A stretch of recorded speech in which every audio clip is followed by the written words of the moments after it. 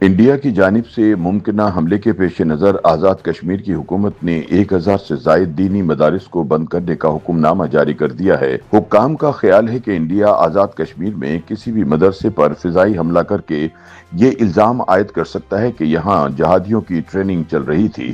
یاد رہے کہ 2019 میں بھی پلوامہ خودکش حملے کے بعد جب بھارتی فضائیہ نے کشمیر میں بالاکوٹ کے مقام پر سرجیکل سٹرائک کی تھی تو یہ موقف اختیار کیا گیا تھا کہ اس کا ٹارگٹ ایک جہادی ٹریننگ سینٹر تھا۔ تاہم آزاد کشمیر میں اسکول، کالجز اور یونیورسٹیاں کھلی رہیں گی۔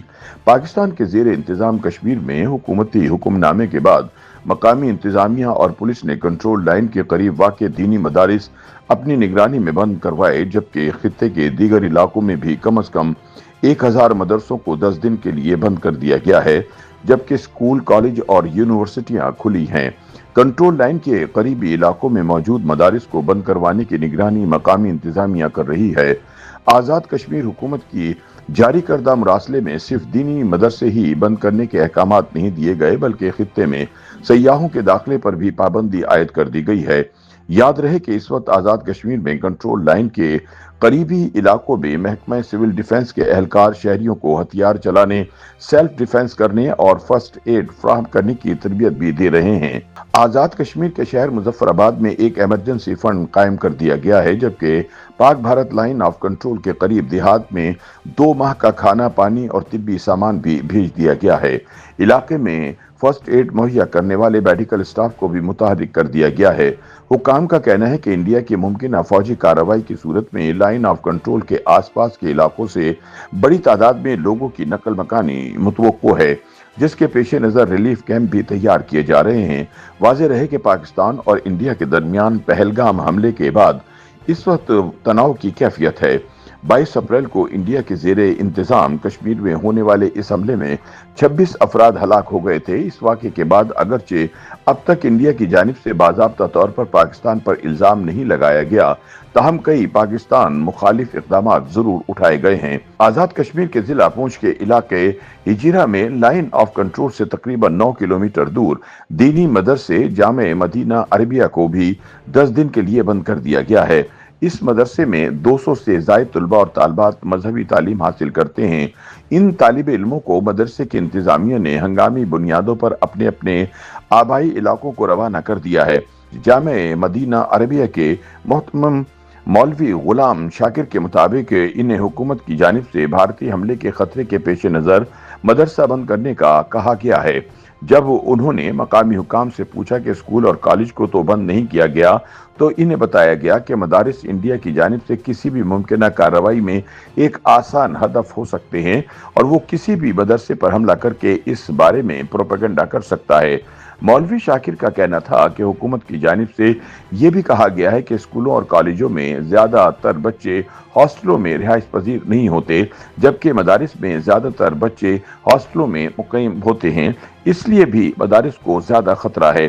ان کا کہنا تھا کہ ہمارا مدرسہ کنٹرول لائن سے کچھ ہی فاصلے پر موجود ہے۔